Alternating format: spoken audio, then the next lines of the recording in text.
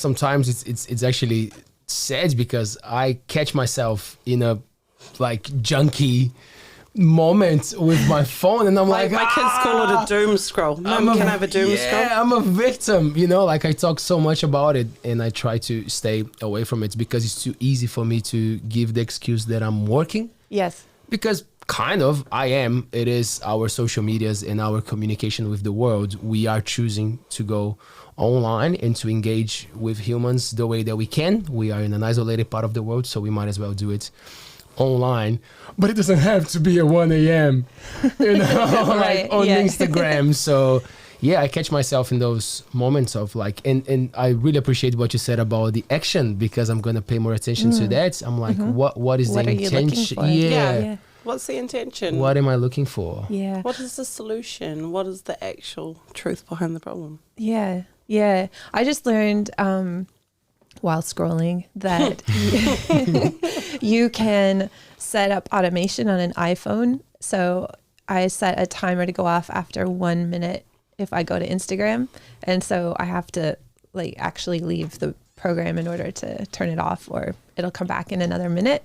So I have to dive into more of the automation, but it's pretty cool what you can do behind the scenes, which is kind of what I do with my work anyway. But new tool I didn't know existed that keeps me off it. I saw in the news last week during the school holidays about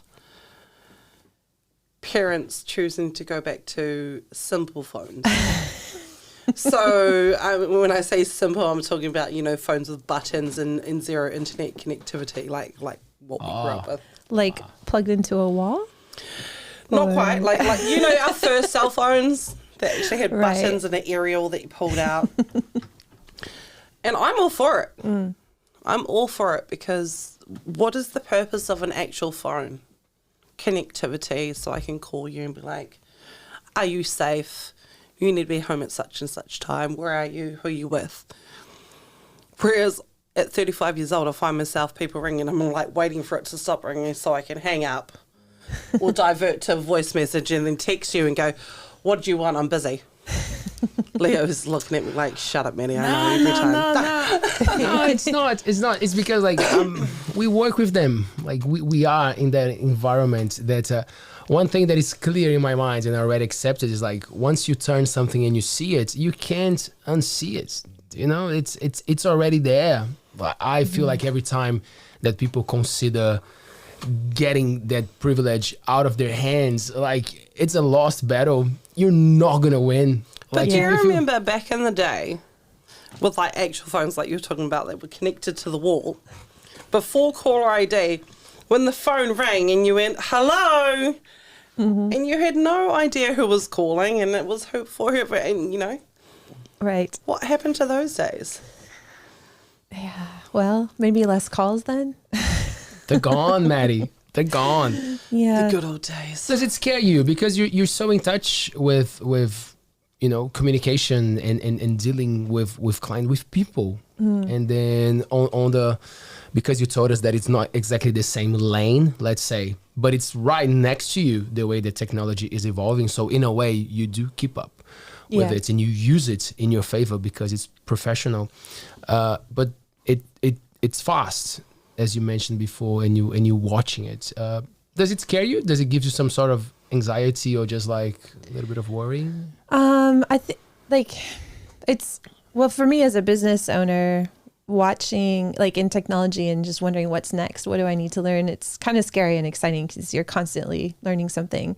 Like the whole texting world and the rules and regulations around that, they're constantly changing. And so trying to keep up with that is almost like its own career on the side. And I think with the art side of my business, I promote on Instagram and Facebook. So it's really hard to just completely cut off if you're running a business. Word of mouth for my technology business. So I don't do any marketing there, but for my art, I do. And yeah, I think for me personally, I would love to cut it off more, and do worry about what the future looks like for all of us on what we have to actually do to navigate just the day-to-day, like normal life. But in the business world, I think like with the AI, you know, it can take over some like positions, maybe they're saying, but I could see it being a tool. And I'm also trying to do a little bit of the AI art just to keep up. Man, I mean, when I was studying back at uni, like digital art was kind of like, it wasn't art back then, you know, because you had to actually make something. So if you did it on the computer, it didn't really count. And now it's like creativity. Yeah. And that's probably one of my beliefs that I've grown up with. And like, I could do illustration on the computer and print it and sell it, but that's really challenging for me because that was not art when I was like at uni. That was like computer graphics, and it didn't really count as something you could sell. Creative. Yeah. And even if we keep those beliefs, it won't change what the new generation thinks. Right. And that's why you got to keep up with the times, Dan. It keeps evolving. And that's why I always say, like, once you see something, it's hard to unsee it, because I feel like then we sound like once those you old take those people. blinkers off, you can't put It's them just back on. yeah, because like sometimes I make fun of older people saying things like, "Oh, look at this, it's so wrong," and I'm like, "Wow, you're getting behind." So when I see myself criticizing, I feel the same. I'm like, "Wow, I'm just being the old guy."